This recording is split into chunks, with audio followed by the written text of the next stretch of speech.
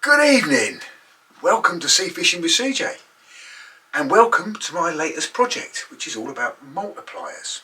Now, like most of my projects, they start off with a conversation between me and Jason from the Eastbourne Fisherman.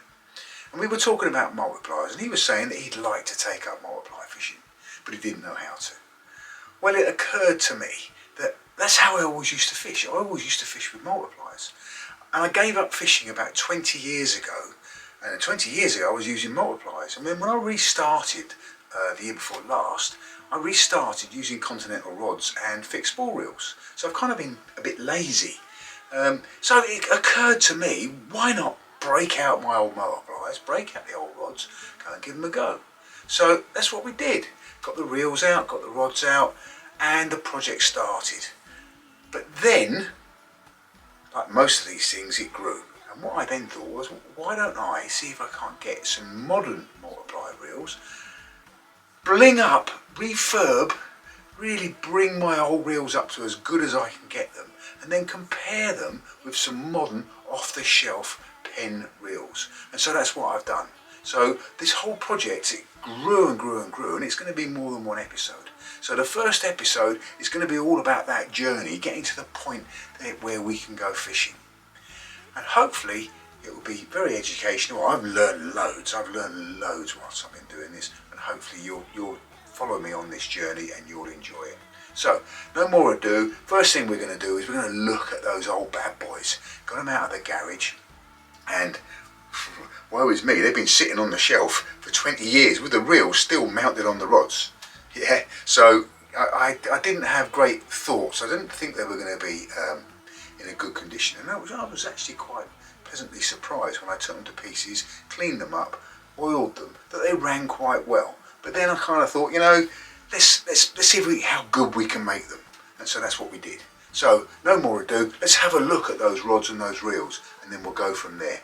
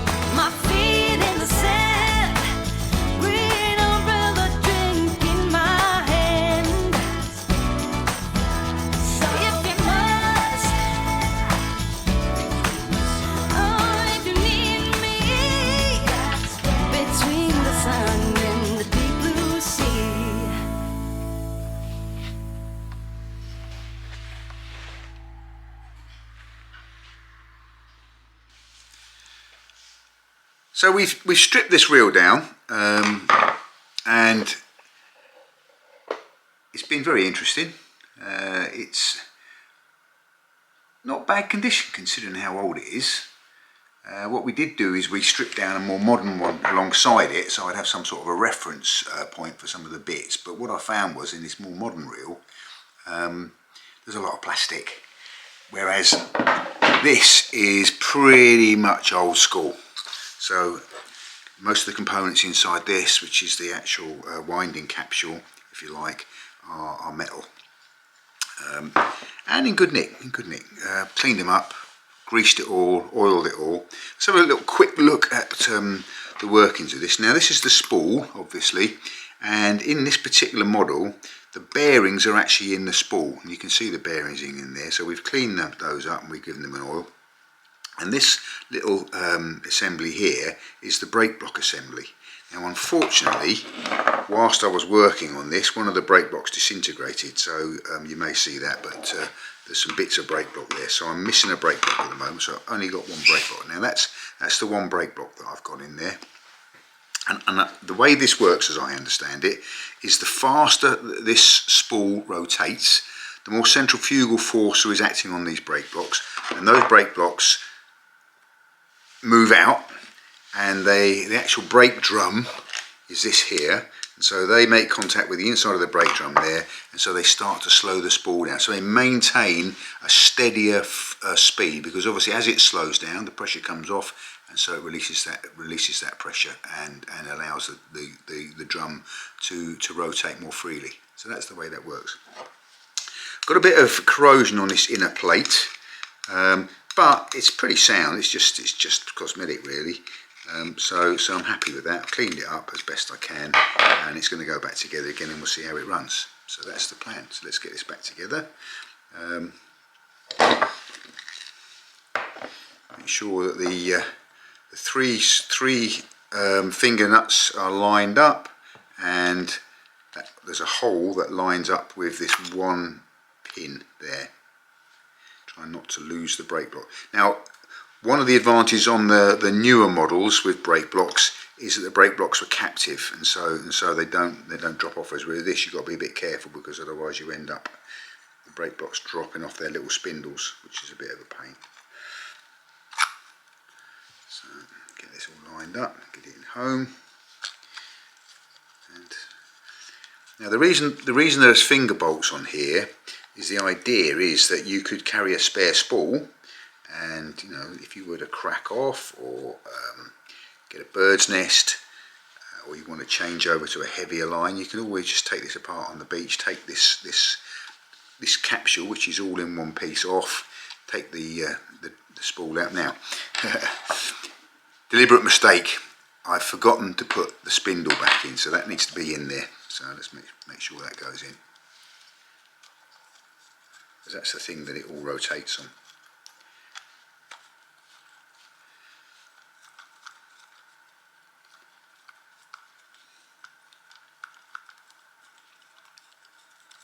So take the winding capsule off. Don't think I'd want to do this on the beach anyway, but in theory you can. So let's put it in a little way. Put a little dribble of oil on that. Okay, don't want it to go onto the brakes, but we want it on the spindle.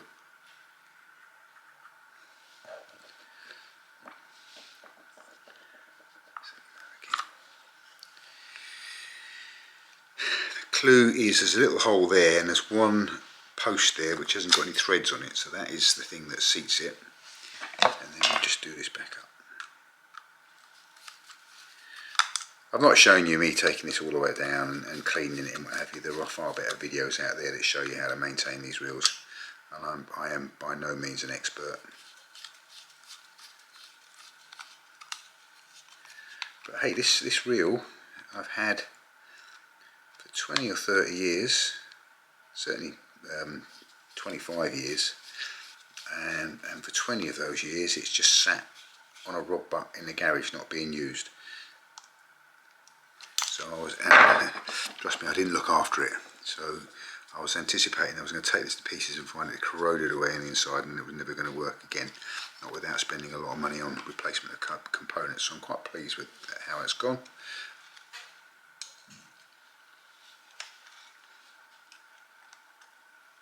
Always give these a little final tweak with a screwdriver, although in theory you could do them at finger tight. What you don't want is it working loose. Right, so there we go.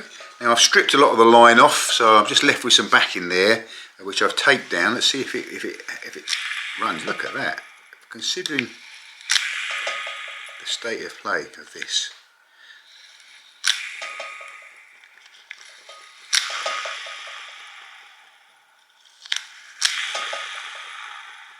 It's a bit noisy.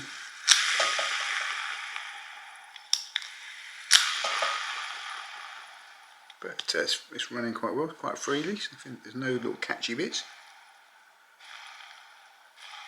Could probably do with some new bearings, to be truthful, but proof of pudding will be on the beach.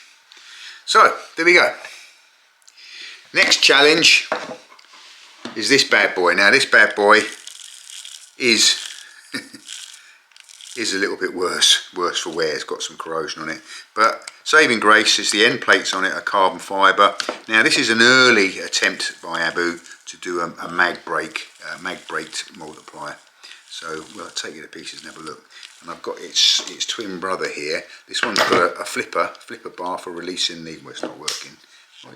No, yes, it obviously needs cleaning and lubing in there, or the more traditional with the button,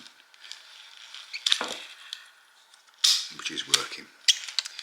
Okay, they're using magnets as brakes, and to be quite honest, I have no idea how that works, but it does work. But that, you know, again, has been sitting in my garage for 20 years. Seems to be working okay.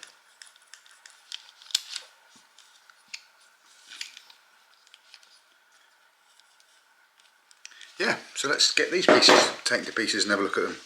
But there we go. There's my old CT 6500 CT. There we go. So yeah, beauty of it, you got caps at the end of either there, so you can center the spool, which a lot of these other ones haven't got. So you can adjust this so the spool is in it. You look at the moment, it's a little bit off to one side. It's arrived.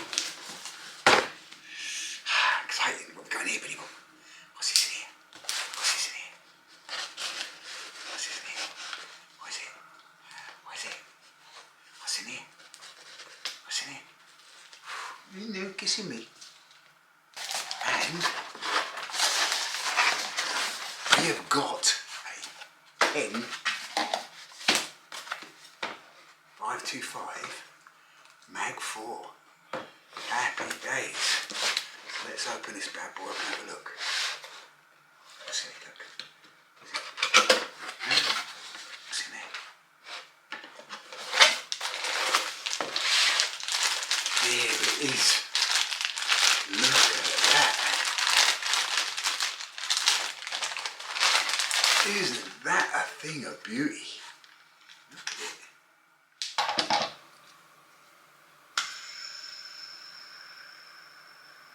Runs and runs and runs and runs and runs. That's straight out of the box. No adjustments whatsoever. Not even slackened off the end cap at all.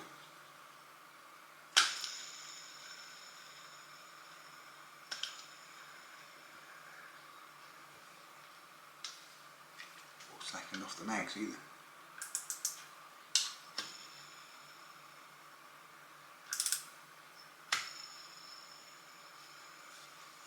Beauty, beautiful reel. Really looking forward to giving that a go. So to give my old Abu a bit of a chance to compete with the new pen that I've bought, I'm going to give it a little bit of a refurb, and we're going to be adding some new bearings from the Rocket Reel company, and we're going to be using some of their rocket fuel lubricant. So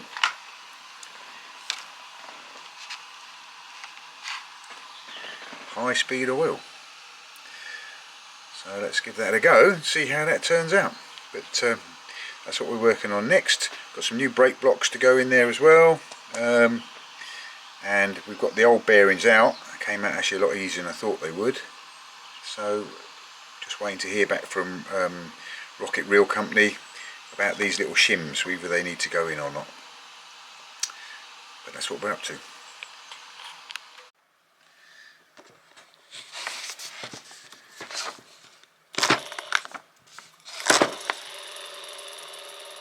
Now look at it go. New bearings, a little bit of this rocket fuel, and it is still going. It is still going.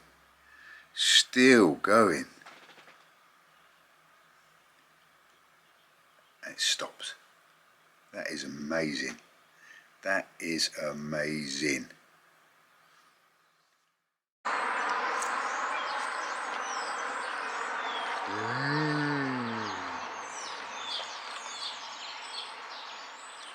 I will do the unboxing when I get home.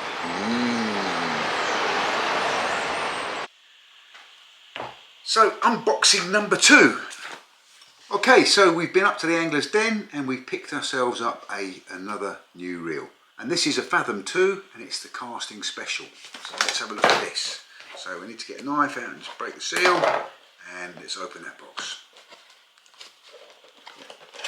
tight. So what we've got in here. Oh, look at this bad boy. Obviously it comes with the usual gubbins and a piece of paper that you never read. Let's put that to one side and let's have a look at this reel.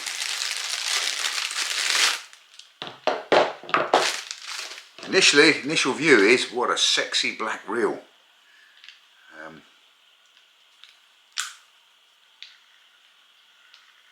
Feels nice and smooth.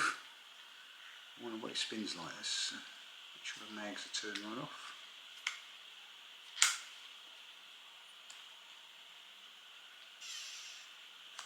That's spinning pretty well. That is spinning pretty well. Yeah, sexy reel. Now, the idea of this multiplier project of mine has grown and grown and grown. So initially I was going to compare a pen reel, a modern style multiplier with an old Abu, but it's grown. So basically we've got two old Abus, and this is a 6.5 casting special back from the 80s, and we blinged that up, we cleaned it up, we've tidied it up, and we've put some new bearings in it, and it's running really nicely, and we're going to compare that with this, the pen casting special. So we'll see how that goes. And we've got an old Abu 6.5 GR, which the GR stands for graphite, which means it's got graphite ends, okay, and this is my old, it has a flipper bar on it rather than a button, which I always used to love, and you can see that I modified it by cutting a bit out so I could get my thumb right over the spool when I was casting. And we're going to compare that with the Mag 4. And we'll compare these together, and we'll compare these together, and we'll compare fixed spools with them, and we will compare braid line on the fixed spools with, I've managed to get some, at long last, some monofill. This is ASO lines. I've got an 18-pound breaking strain and we've got a 15-pound breaking strain. So we'll compare those as well and see how they go. So it's not going to be a scientific comparison. It's a bit of fun, but hey, you know, that's what we're in this sport for fun. So let's get on. I'll show you how I'm going to tie these tie the line to the spools, so that when we're spooling up the reels, and we'll spool these reels up and then see whether they like with some line on. Have a look, see how they spin when they've got line on, because obviously once you've got line on the spool, it increases the centrifugal force in the spin, so you get a better spin when you've got line on. So that's what we're going to be doing. So we're going to spool up the first of these reels, and we're going to be using 15-pound line on this particular reel. We're going to be using ASO Invisilk high visibility line, and as I say, it's a 15-pound breaking strain line. We're going to put that onto the two what I perceive to be the sort of the sportiest of the reels. So we're going to put it onto the Fathom 2, and we're going to put it onto this reel, which is the Abu 6.5 CT, which was you know, their castings reel back in the 80s, and we'll see how it goes. I'll show you the knot that I use for attaching lines to the spool. Now, this is the knot I use. This is the knot I've always used. You might have a different knot, or you know, leave a comment. You know, if you think you've got a knot that works better, fine. Let me know. We're all learning. I'm learning all the time, and I'm learning things that I've forgotten. So the line wants to lie on the spool, so in the direction that it's going to spool on, so that you don't end up with a 180-degree kink at the knot, which could be a weak point. So we need to make sure that we've got this lined up the way we want it. So we want to go round the spool twice. Now the reason I like to put it around the spool twice is it means that as you cinch the knot down, it tightens tighter and tighter onto the spool. Because you want this, you don't want this slipping on the spool. It's not such a problem with monofill, because monofill's got stretch in it, and monofill will then sort of cinch down onto the spool. But certainly with braids, if you don't do that, you could end up with a braid rotating on the spool, which would not be good. So we've got that on, wrapped around there twice, and then we're going to tie, basically we're going to tie a uni knot onto there, so that when we tighten it down, it tightens and tightens and tightens and makes that knot tight. So we've gone around the spool twice, and essentially what we want is we want the knot to lie on the thing that's gone round the spool. We don't want a knot that sticks out from the spool. We don't want any lumps. We want to minimise the lumps underneath this line, because it just ruins the way it spools on. So there we have it. Gone around that spool a couple of times, and we're going to make a knot so that it goes around the line that's going around the spool. So we've made a loop like that, and then we're just going to thread through that loop 5 or 6 times. 1, 2, 5, 6. And it's always a good idea, just if you're going to do knots like this, is you just moisten a little bit to help them slip and cinch together, and then we just tighten that down. So I'm going to tighten that knot off. As you can see, it cinching there.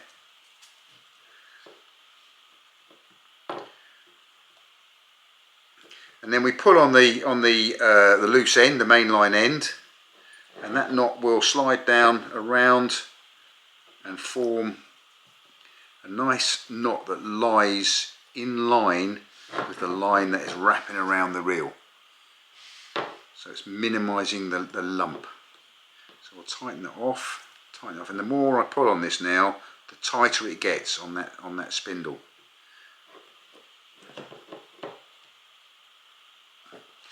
We want to get rid of the tag end, trim that as neat as we can. Turn this around, find the tag end. There's the tag end. Come on, tag end. Just going to trim that off.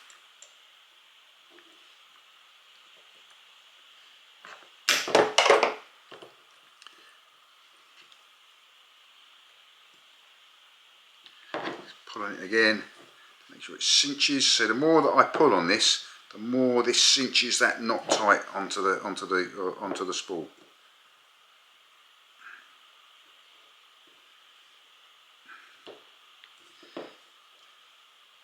If you've got to this low on the spool because you've got a fish that's run, this knot is kind of immaterial. It's just to keep the line in place. Right. So we've mounted our spool on a spool holder, and I like to use a fairly long length away from the spool to mount my reel away from that, so that I've got plenty of room to manoeuvre the line on and feed it on into the spool. So I'm using an old butt section here, and we'll mount the reel onto the butt section, and then it gives me the ability to actually feed the line on and make sure it's cotton reels onto the spool. That's what we're going to be doing. And there we go, nice and slowly. Obviously these bottom levels are the important ones. We want to cotton reel this on, so we want it so that it's level winding evenly across the spool as much as I can. It's not as easy as it looks.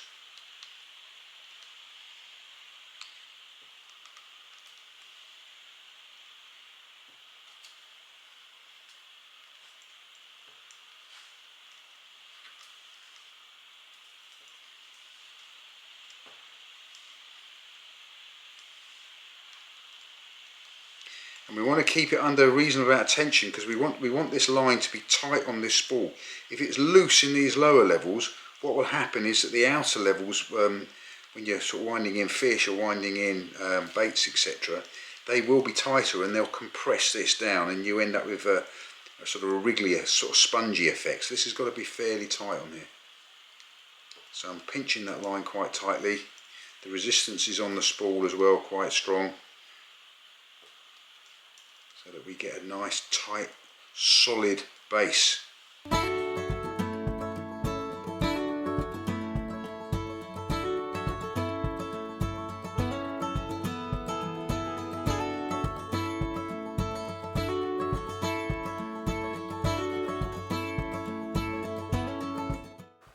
Right, with this old reel I have left some of the old line on as backing, just so that I don't have to overfill it with new line so much.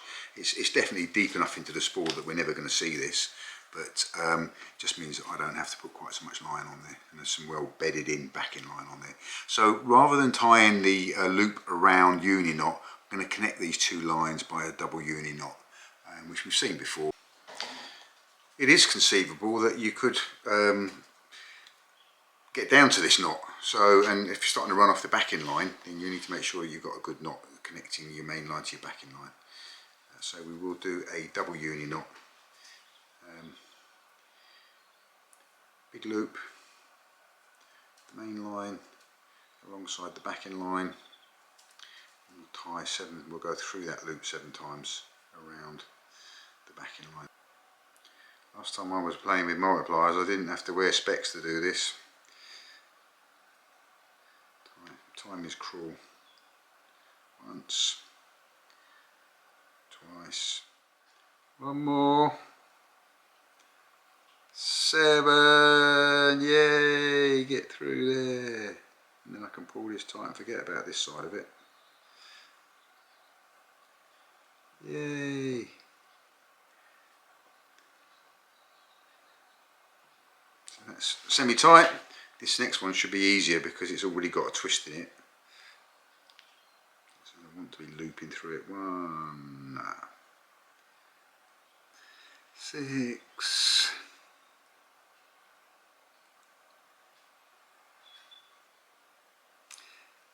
7.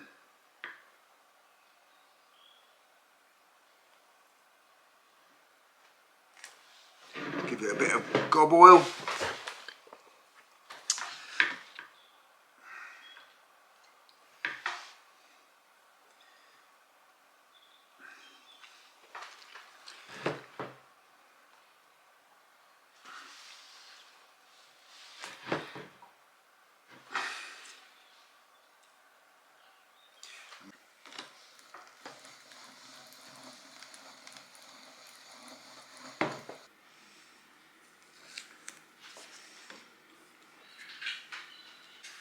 So let's see how this one spins up then. So ready? Oh. 1 and 2 and 3 and 4 and 5 and 6 and 7 and 8 and 9 and 10 and 11 and 12 and 13 and 14 and 15, 16 and 17 and 18 and 19 and 20, 21 and 22 and 23 and 24 and 25 and 26, 27. Wow. So old seems to be better than new, which is what we like to hear.